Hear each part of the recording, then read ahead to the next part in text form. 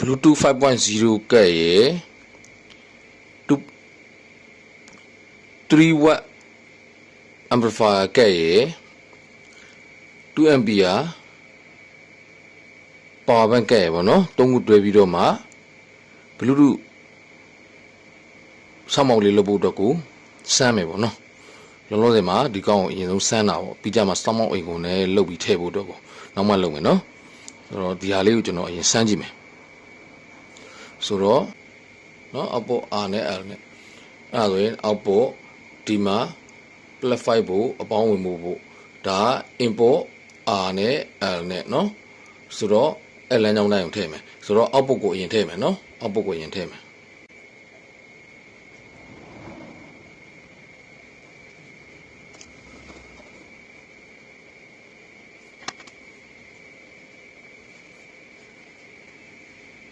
ပြီးရင် input join မယ်နော်ဒီမှာ input ဒီ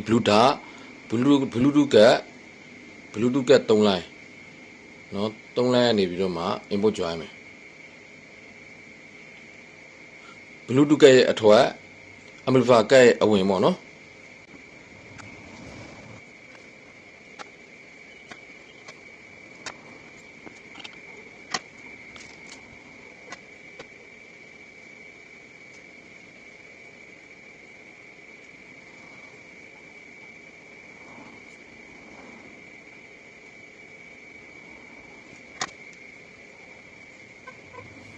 ပြီးရင်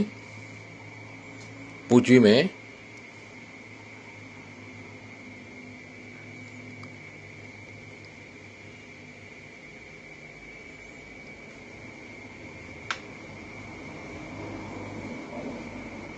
ဒီမှာအပေါင်းအနုပ်နော်5ဖို့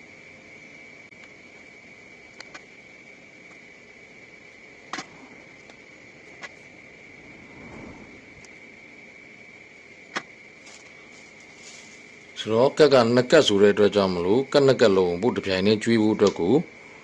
ဒီကက်ကိုလည်းပို့ကျွေးမယ်နော်ဒီကက်မှာကြတော့အပေါင်းလုံးမရေးထားဘူးနော်မရေးထားတော့မီတာနဲ့တိုင်းပြီးရှာမယ်မီတာနဲ့တိုင်းပြီးရှာမယ်ဆိုတော့ body ground နဲ့မိတဲ့ငုတ်ဒီအနှုတ်ငုတ်ပေါ့နော်ဆိုတော့ body နော်အတန်မီစကီးနဲ့တိုင်းတဲ့အချိန်မှာဒီကောင်အတန်မီနဲ့ဒါဆိုဒီကောင်အနှုတ်ဒီကောင်ဒီအပေါင်းနော်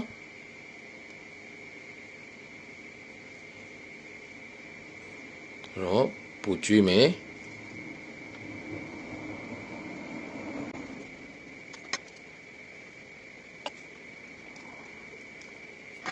ပြီးရင် power bank ကအထွက်အပေါင်းတို့ကိုတွားမယ်နော်ဒီမှ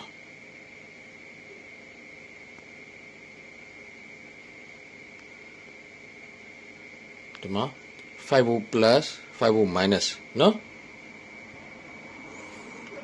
ဒီကောင်က5 volt plus 5 volt minus နဲ့ထည့်ထားရတယ်ဆိုမှန်ပေမဲ့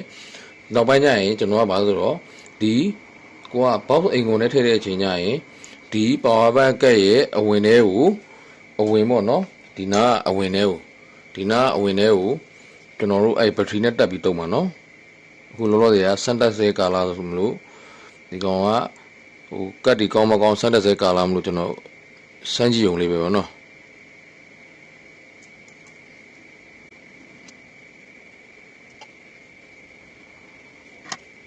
ကဲအားလုံးတော့ပြီးသွားပြီနော်အဲ့တော့စမ်းကြည့်လိုက်အောင်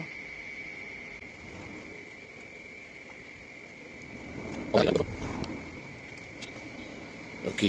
ဒါဆို Bluetooth မီလင်းသွားပြီနော်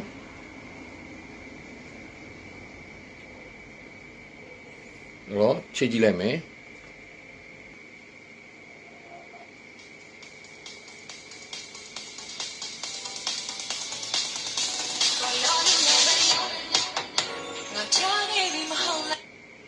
โอเคရနော်အားလုံးအဆင်ပြေကြပါစေအောင်မြင်ကြပါစေနော်